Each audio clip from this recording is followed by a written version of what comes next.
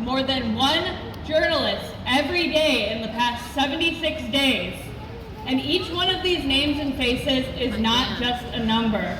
Each of these journalists had a life, a family, and a key part to play in the cultural life of Palestine. Are you recording all the speeches? Bilal Jadallah, who was killed by a direct strike on his car as he attempted to evacuate Gaza City, was known as the godfather of Palestinian journalism.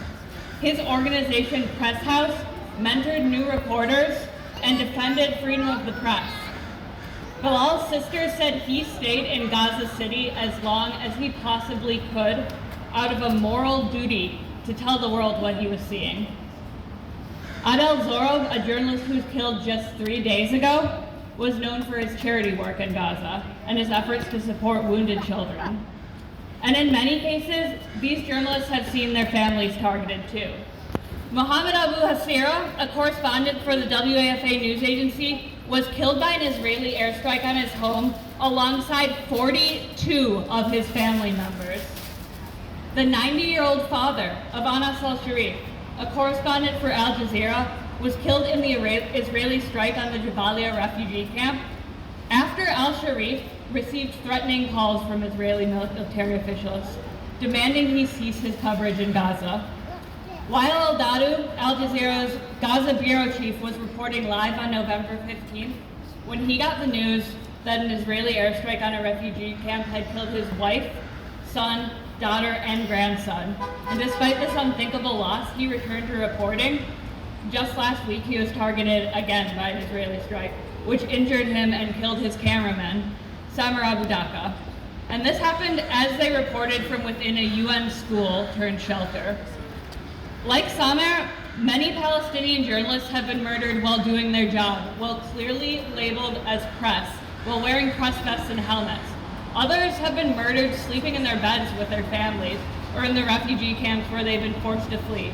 These journalists have been working without electricity, without internet, without offices, without sufficient food, water, and PPE.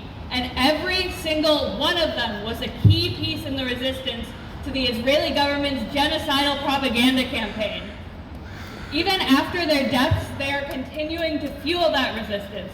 Because let's be clear, Israel is killing these journalists in an attempt to kill the truth.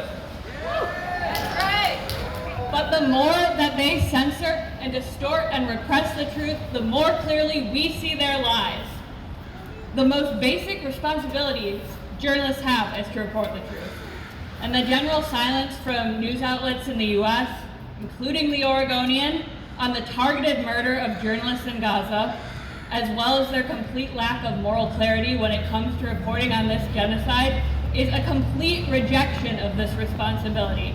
Outlets like the Oregonian are providing cover for the murder of tens of thousands of Palestinians. Shame on them! Shame! Friends, many of us remember Shireen Abu Akleh, the Palestinian-American journalist who was killed by an Israeli sniper in May of last year. Before her death, Shireen said that she chose journalism as a career to be close to the people, saying, "It might not be easy to change their reality, but at least I could bring their voice to the world." So today, we're out here to honor Shireen's memory, Bilal's memory, Adel's memory, Mohammed's memory, the memory of Wael's family.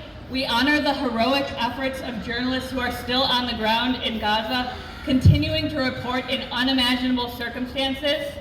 And we say, we will keep amplifying their voices. We will never stop sharing their stories.